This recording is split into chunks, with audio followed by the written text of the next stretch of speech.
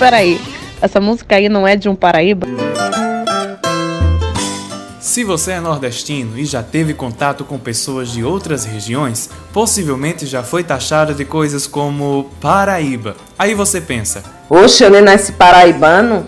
na verdade, meus caros, a expressão paraibano é uma das várias utilizadas para colocar no mesmo saco todo tipo de nordestino. Mas deixa eu te contar um negócio.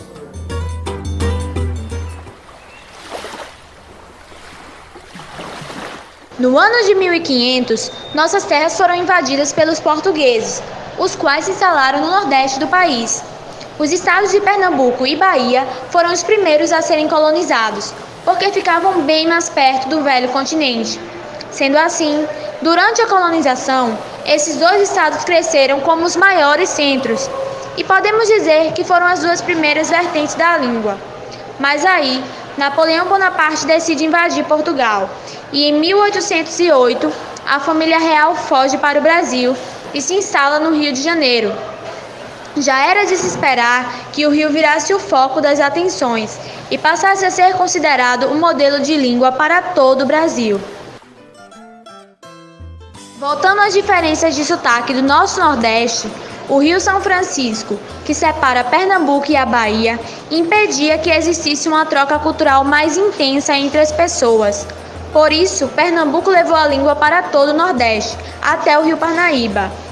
Não podemos esquecer ainda dos holandeses, que invadiram o Brasil pela Bahia e em seguida ocuparam a Paraíba, o Rio Grande do Norte, Ceará, Maranhão e Pernambuco, além dos franceses, que tentaram desenvolver uma civilização no Brasil, ocupando o Maranhão.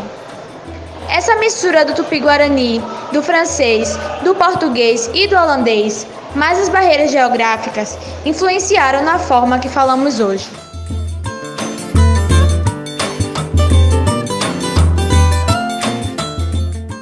Então, acho que já deu para entender por que o vocabulário do nosso Nordeste é bastante diversificado. Mas o que a gente foi saber é se você do Nordeste sabe bem o que está falando, quando dispara aquela gíria que já virou até verbo.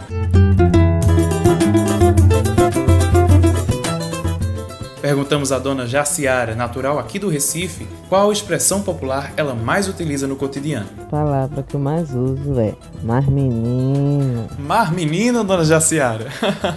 Mas me diga aí, por que é que você usa essa expressão? Eu falo essa palavra quando alguém me tirar onda com minha cara.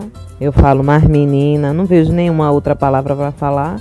Eu falo essa, eu encaixo essa. E onde foi que a senhora aprendeu isso? Veio da Bahia. Eu escutava muito, né? Na televisão, em Opaí. Aí eu aprendi a falar e é um ato assim, como se eu ficasse com raiva. Estamos também com o nosso amigo Diógenes, o qual tem preferência pela palavra oxi. Conta pra gente uma situação que você soltou o seu... Oxi, teve uma situação que um amigo meu tava falando da boizinha dele, um negócio aí, e eu respondi com oxi. Aí ele fez, oxi o quê, pô? Aí eu fiz oxi. E tipo, eu não soube explicar ele porque eu falei oxi, mas tipo, a minha resposta para o que ele tinha dito era oxi. Quem explica o significado do famoso oxi é a Eduarda. Oxi é uma abreviação de oxente, só que oxente é uma palavra muito grande, aí a gente diminui falando oxi e é tipo af. É meio que o significado de af, só que no tom nordestino. Já o nosso amigo Diógenes pensa um pouco diferente. Vamos ouvir o que ele tem a nos dizer. Oxi não tem um significado definitivo. Eu posso falar oxi quando tiver arretado, ou falar oxi quando... sei lá, oxi é uma palavra que naquele momento que você não tem o que dizer, falar oxi. Apesar das divergentes opiniões quanto ao oxi, a Lívia e o Rony têm um só parecer para o termo deu a molesta. Um germe, né? É um germe. Eu creio que vem de moléstia, que é uma doença, né? Assim, não uma doença em específico, mas é um mal muito grave.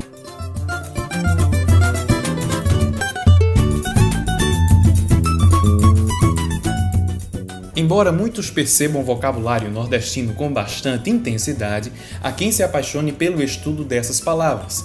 A bióloga e contista Jaciara Baracho nos conta como nasceu seu interesse pelo nosso léxico. O que me desperta o interesse em relação ao léxico nordestino é justamente a criatividade que nós nordestinos temos em utilizar, não é, palavras e frases engraçadas para dar significado a um determinado pensamento.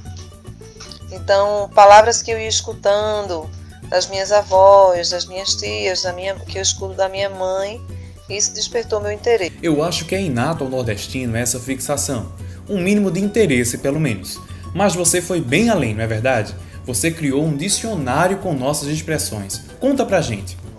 Meu dicionário, ele foi feito em um curso de contação de histórias que eu fiz no Grupo Zumbaiá.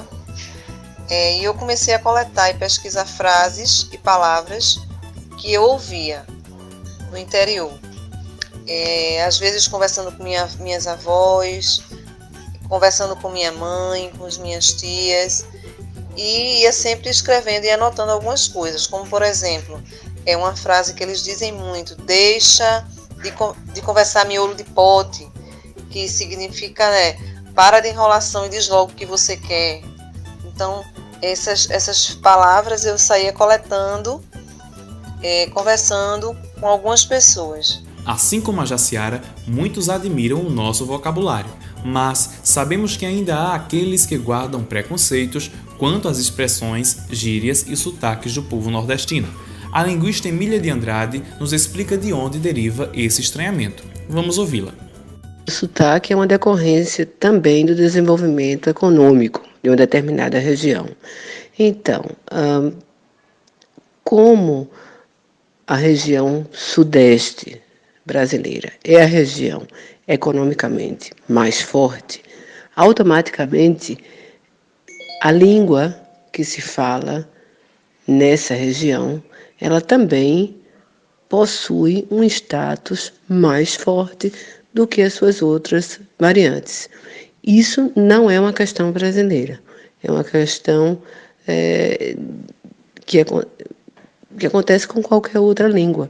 Em todos os outros países onde determinada língua é falada, aquela região que é economicamente mais forte, também lá a língua que se fala, o sotaque que se fala lá, é o sotaque com maior status naquele determinado país.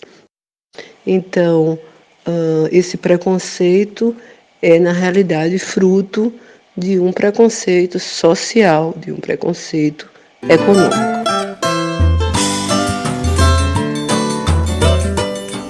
É isso, caros ouvintes. Ser nordestino é levar consigo a força cultural da terra onde nasceu. E uma das formas mais peculiares de carregar a cultura é através do sotaque e das gírias. Elas são marcas registradas de um povo feliz e arretado, que, como diz o ditado, não troca seu oxente pelo ok de ninguém. Até a próxima!